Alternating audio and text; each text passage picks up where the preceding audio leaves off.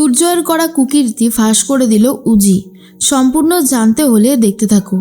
গল্পের শুরুতেই দেখা যায় উজি বারবার করে একটা কথাই বলতে থাকে, ঋষিকে মারার চেষ্টা তার দিদি করতে পারে না। এমনকি সবার সামনে একটা ভিডিও এসেছে যেটা প্রমাণ করছে নিশাই এই কাজটা করেছে। তখন উজি বলে, আমার কাছেও একটা ভিডিও আছে, আর সেই ভিডিও দেখে আপনি সত্যিটা বুঝতে পারবেন, তারপর না হয় আসল অপরাধীকে গ্রেফতার করবেন। এই বলে ভিডিওটা দেখায় জিতকে। আর তখনই জিত ভিডিওটা দেখে বুঝতে পারে যে নিশা মিত্রকে নিয়ে যে ভিডিওটা বানানো হয়েছে সেটা অবশ্যই এআই দিয়েই বানানো হতে পারে। এর মধ্যে পুলিশ ঠিক করে সঠিকভাবে তদন্ত করবে এই কাজটা আসলেই কার। ঠিক সেই মুহূর্তেই দেখা যায় দাদুর কাছে ফোন করে অফিসার জিৎ বসু আর বলে, আপনার নাতি এখন একদম সুস্থ। উজ্জ্বলা মিত্র নিজে ওনাকে বাঁচিয়ে নিয়ে এসেছে। ঐশী তখন বলে, যেটা আপনি করছেন না অফিসার, খুব খারাপ করছেন। আপনি ওদের দুই বোনকে আড়াল করতে চাইছেন। অফিসার জিৎ তখন বলে, আমি কাউকে আড়াল করছি না, বরং যেটা সত্যি আমি সেটা খোঁজারই চেষ্টা করছি। কারণ অপরাধীর শাস্তি পাওয়া দরকার, নিরপরাধ মানুষের শাস্তি হলে সেটা ভালো হবে না। এর মধ্যেই ঋষি সুস্থ আছে সেটা জেনে দাদু অনেক বেশি নিশ্চিন্ত হয় আর বলে, আমি জানতাম উজি কখনোই ঋষিকে কোনো বিপদে পড়তে দেবে না। সব বিপদ থেকে আমাদের উজি ঋষিকে ফিরিয়ে আনবে।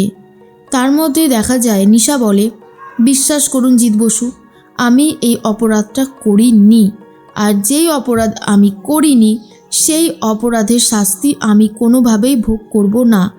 আপনি এক কাজ করুন, এই ভিডিওটা বারবার দেখান সাইবার ক্রাইমকে, তাহলেই বুঝে যাবে এটা আমি করিনি। এর মধ্যেই ঋষি তার বাড়িতে ফিরে যায়। তখনই শোভাদেবী বলে, বারবার আমার ছেলেটার ওপরে অনেক বিপদ যাচ্ছে, আমার এটা একদমই ভালো লাগছে না। কবে যে আমার ছেলেটা একটু শান্তি পাবে সেটাই আমি বোঝার চেষ্টা করছি।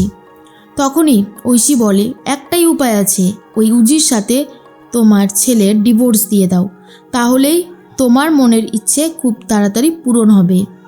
দাদু বলে, এসব তুমি কি বলছো? ঐশীর কথা শুনে ঋষি নিজেও প্রোটেস্ট করা শুরু করে আর বলে, শোন দিদি, আমাকে নিয়ে তোকে এত ভাবতে হবে না, আমার জীবন না আমি দেখে নেব। তুই বরং এক কাজ কর, তুই নিজের জীবনের দিকে ধ্যান দে, আমার সাথে লড়তে আসিস না। ঐশী বলে, দেখ ভাই, আমি তো তোর ভালোর জন্যই বলছি, এবারে যদি তুই তোর ভালোটা না বুঝিস সেক্ষেত্রে আমার আর কিছু করার নেই। তখনই চলে এসেছে উজি আর নিশা আর বলে, যদি ঋষিবাবু আমাকে ডিভোর্স দিয়ে ভালো থাকে আমি সেটা দিতেও রাজি আছি, কারণ জীবনে ভালো থাকাটা খুব জরুরি। আর রইল আমার দিদির কথা, আমার দিদি ঋষিকে মারার চেষ্টা করেনি, ঋষিকে মারার চেষ্টা করেছে অন্য কেউ, আর সেটা আমি 48 ঘন্টার মধ্যে প্রমাণ করেই ছাড়ব। তখন ঋষি বলে, কি করে প্রমাণ করবে তুমি উজি? উজি বলে, সেটার দায়িত্ব আমার, তবে আমি এটা প্রমাণ করবই যে আসল অপরাধী অন্য কেউ। নিশা বলে, আমি একটা কথা বলতে চাই, আমি এই বাড়িতে থাকি বা না থাকি, আমার বোন এই বাড়িতে থাকুক বা না থাকুক, এই বাড়ির ক্ষতি হবেই, কারণ এই বাড়ির ক্ষতি করছে অন্য কেউ, আর সে ক্ষতি করা ছাড়বে না। ওই দুর্জয় ঘোষালকে না আপনারা এখনও ঠিকঠাক চিনে উঠতে পারেননি, যেদিন চিনবেন সেদিন হয়তো অনেকটাই লেট হয়ে যাবে, কিন্তু আমি এটা 100% শিওর, দুর্জয় ঘোষাল নিজের করা অপরাধগুলো এখনও থামাবে না, সে একের পর এক অপরাধ করেই যাবে। এর মধ্যেই উজি তখন বলে, দুর্জয় ঘোষাল অনেক কিছুই করতে পারে, তবে তার ওপরে কেউ আঙ্গুল তুলবে না। নিশা বলে, এই যে আমার বাবাকে যারা মেরেছে তারা তো নিরপরাধ হয়ে গেছে, এখন সবাই রীতিমতো ভালো লাইফস্টাইল লিড করছে, কিন্তু আমার বাবার মৃত্যুর জন্য যারা দায়ী তারা কি শাস্তি পেল? কিন্তু ঘুরে ফিরে সেই নিশা মিত্র আর উজিকেই সব সময় কাঠগড়ায় তোলা হয়। এরপরেই আর কিছু বলতে পারে না ঐশী, কারণ ঐশী খুব ভালো মতন জানে এবারে বেশি কিছু বলতে গেলে শঙ্কর করা কুকীর্তিগুলো আবারও সামনে আসবে। তখন নিশা ঐশীকে একটা কথা বলে, নিজের বরের দিকে তাকাও, দেখো সে কি অন্যায় করেছে, তার ওপরে আবার বারবার, তাই বলছি আমাদের পিছনে লাগতে এসো না, ফল কিন্তু খুব একটা ভালো হবে না। এর মধ্যে উজি বলে, ঋষি তোমার আর আমার ডিভোর্সটা হয়ে যাওয়াটাই ভালো। তখনই ঋষির বাবা বলে, এসব তুমি কি বলছো উজি, তোমাকে আমরা এত ভালোবাসি আর তুমি বলছো ডিভোর্স হয়ে যাওয়াই উচিত।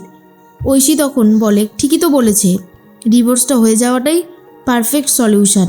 কিন্তু ঋষি বলেন না, আমি উজিকে অনেক ভালোবাসি, আমি ওকে কখনোই ডিভোর্স দিয়ে শান্তিতে থাকতে পারবো না, তাই এই ডিভোর্সটা কোনোভাবেই হবে না।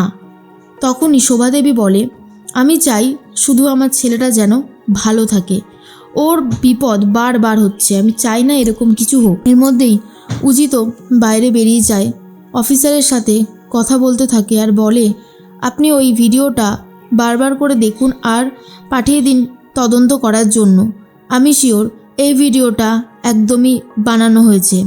অন্যদিকে দুর্জয় বলে, ঋষি তুমি জানোও না আসল অপরাধীটা কে।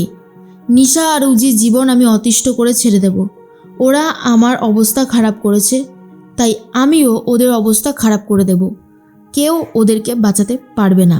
এর মধ্যে নিশা ভানুর সাথে কথা বলে আর বলে, ভানু তুই আজকে সমস্ত মিটিং ডাক, মহারানী আজকে নিজে কথা বলবে, আমার 10 কোটি টাকার ব্যবস্থা করতেই হবে। ভানু বলে, এই তো তুই সবে ছাড়া পেলি, তুই আবার এসব শুরু করেছিস, প্লিজ নিশা এবার অন্তত নিজেকে সামলা।